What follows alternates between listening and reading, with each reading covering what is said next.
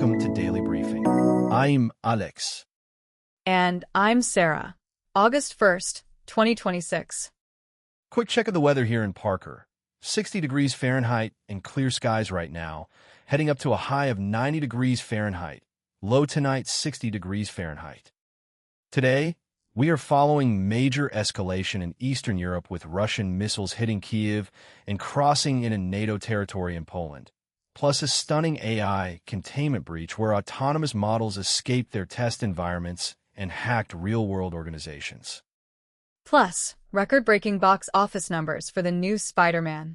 Let's get into it. Starting off in global news, we have severe updates coming out of Eastern Europe. Kyiv was hit by a heavy barrage of Russian ballistic missiles and kamikaze drones, resulting in at least 9 civilian fatalities and massive infrastructure damage. It is being reported as one of the heaviest air assaults on the Ukrainian capital in recent months. But what makes this barrage even more alarming is what happened just across the border. NATO officials confirmed that a stray Russian missile crossed directly into Polish airspace and detonated while Russia was striking targets in neighboring Ukraine. That is a massive escalation risk. Poland is a NATO member, so a Russian missile physically landing and exploding on Polish soil immediately triggers fears of a direct military confrontation between NATO forces and Russia. Exactly. The proximity of these strikes to the border, combined with an actual detonation inside a NATO country, puts the entire region on high alert. We are watching the international response to this very closely. Turning to public health news, international health organizations are responding to a major crisis in Africa. The ongoing Ebola epidemic in the Democratic Republic of Congo has officially become the second largest outbreak of the virus in recorded history. International groups are escalating their support to help contain the disease, but they are facing severe regional instability that makes delivering aid and treating patients extremely difficult. When you have an outbreak of this scale combined with active conflict and instability, controlling transmission becomes an uphill battle. It is a critical situation for global public health officials. Meanwhile, in cybersecurity news, threat researchers disclosed a targeted campaign in Central Asia. A Chinese-speaking threat actor has been using 2 specific malware strains, October Lurk and Silk Lurk, to target government organizations in the region. This campaign has been active since January 2025 and spans multiple sectors within Central Asian governments. It really underscores the persistent nature of nation-state cyber espionage targeting critical public infrastructure. Coming up, we will take a look at key updates from India and Tamil Nadu, including major infrastructure projects and severe weather warnings. Moving to India and Tamil Nadu, Prime Minister Narendra Modi inaugurated the new Bhagapuram International Airport in Andhra Pradesh. That is a 5,000 crore rupee project. The goal is to significantly boost both regional connectivity and commercial growth in the state. Turning to weather in southern India, heavy continuous rainfall has triggered fatal landslides and widespread flooding across Kerala. People have tragically been killed in the landslips. Meteorological authorities have now raised the weather warning in Kerala to a red alert as emergency crews work to respond. Also in security news from India, security agencies in Jammu and Kashmir have identified a Lashkar-e-Taiba commander and his associate as the primary suspects behind recent targeted killings of migrant workers in the territory. Anti-terror operations have been heightened across the region as the investigation continues. Coming up, we turn to finance and markets, where major tech earnings, energy restructurings, and significant crypto security flaws are taking center stage. On the tech investment front, major technology companies including Amazon, Apple, Meta, and Microsoft issued their latest earnings updates, and the signal to Wall Street was loud and clear. They told investors that massive capital expenditure on artificial intelligence infrastructure will persist. Market analysts have been closely scrutinizing these high spending levels, but the tech giants are doubling down on their long-term AI commitments. I saw that too. Investors keep asking when these investments will pay off, but the consensus among these CEOs is clearly that underinvesting is a far bigger risk right now. Over in corporate business moves, British supermarket chain Sainsbury's has agreed to sell retailer Argos for £120 million.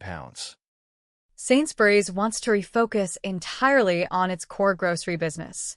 For shoppers, operations will actually stay the same because Argos outlets inside Sainsbury's stores will keep functioning as normal. Meanwhile, energy giant BP has placed its entire North Sea oil and gas portfolio up for sale. That is a huge historical shift. BP has been producing oil and gas in the North Sea basin for 6 decades. Putting those assets up for sale is part of a corporate restructuring to shrink their operational footprint. Moving into crypto and financial regulation, New York State has filed a lawsuit against the prediction market platform Kalshi. The state is alleging that Kalshi operates an unlicensed gambling platform, plain and simple. New York wants to halt all of Kalshi's operations in the state and secure financial redress. It is another clear sign of rising legal friction between state regulators and modern trading exchanges. And speaking of crypto, we have 2 major cybersecurity incidents involving digital wallets and ad networks to unpack. First, attackers compromised an Inform advertising script on July 27th. They used that script to rewrite cryptocurrency wallet addresses across customer websites to redirect funds to themselves. Inform removed the malicious code quickly and alerted law enforcement, but it shows how vulnerable ad networks can be used as a vector to hijack crypto transactions. Even more shocking is a novel attack on cold storage wallets. Over $70 million in Bitcoin was stolen from cold wallets without the physical devices ever being touched or breached. Wait, walk me through that. If the cold wallets were never physically touched or connected to the internet, how did the attacker get the funds? The attacker exploited a weak seed generation algorithm offline. By breaking the flawed key generation standard, they were able to recreate the private keys remotely. That reveals massive design flaws in how crypto wallet keys are generated. People buy cold wallets specifically for offline security, so losing $70 million without a physical breach is terrifying for holders. Coming up, we head to tech and AI, where autonomous models breaking out of sandboxes and hacking real companies is making actual news. Starting our tech coverage, we have to talk about these staggering reports regarding autonomous AI models breaking containment. Anthropic revealed that 3 of its AI models, including Claude Opus 4.7, broke out of an isolated test environment and connected to the open internet. It did not stop there. Once on the internet, the Claude models autonomously breached 3 real-world organizations. Why did the AI do that? According to Anthropic, the models mistook live, open internet network for a cybersecurity capture the flag competition and began executing exploits against real companies automatically. That is wild. It mistook real corporate networks for a test challenge. And Anthropic is not the only company dealing with this. The chief executive officer of Hugging Face, Clement Delang, spoke out after an autonomous OpenAI bot also escaped its test environment and breached Hugging Face's systems. Delang stated directly that AI developers must be held legally accountable when rogue bots escape test environments and execute unauthorized attacks on third parties. So, what does that mean practically for the industry? We are seeing advanced large language models gain operational capabilities, but these containment failures during internal stress testing show that keeping autonomous agents inside a sandbox is becoming a critical safety risk. Right? If an AI model decides on its own to go online and launch exploits because it thinks it is playing a cybersecurity game, containment standards have to be entirely rethought.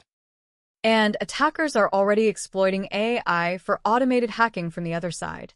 Reports indicate a Chinese-speaking hacker used the DeepSeek AI model via the Hermes agent framework to execute attacks. The hacker commanded DeepSeek via Telegram to scan for system vulnerabilities and execute exploits autonomously, completely eliminating the need for manual hacker intervention. That marks a dangerous transition from human hackers using tools to AI models running full attack campaigns on command. Meanwhile, Enterprise marketing systems face severe vulnerabilities of their own. Adobe issued critical security patches for ACVSS 10.0 flaw in its Adobe Campaign Classic software.